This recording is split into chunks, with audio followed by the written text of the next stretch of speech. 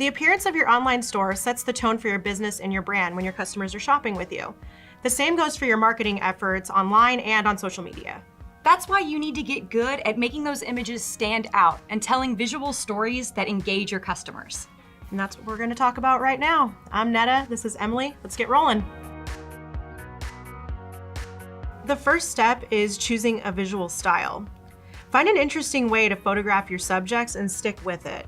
This can also mean choosing a filter inside of a photo editing app and telling stories with your images in a consistent way. The key here is to find a style that you like that represents you.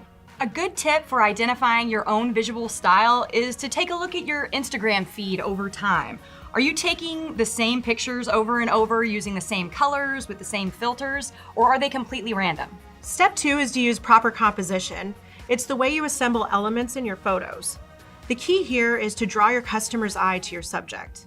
And here's 4 tried and true ways pro photographers do this. The rule of thirds, for instance. If you took a grid of 9 squares and overlaid it onto your photo, you would want your subject to cross where the lines intersect, like this. Another way is with the rule of odds. This is including an odd number of objects in a photo. Here's an example. Imagine taking one of those out. It changes everything.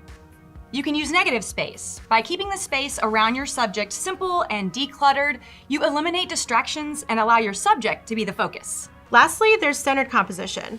Now this totally goes against the rule of thirds, but if you use a white or a solid background, it really makes the subject pop. This is great for product shots and keeps things consistent in your online store.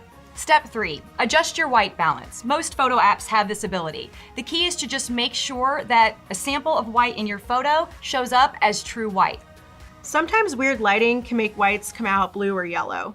Use that white balance and make those whites bright. Our last step, adjust the exposure of your image. When there's too much light, it can blow out the details in your subject.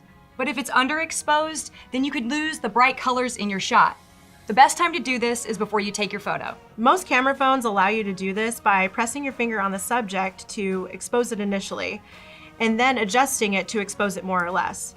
Play with this feature and find the balance. And that's it. 4 steps to make your images pop on your website, online store, and in your marketing. And sure, you can make adjustments afterwards, but if you didn't do it while you're taking the shot, you might struggle to make the final product full of detail and color. I'm Emily, that's Netta. See you next time.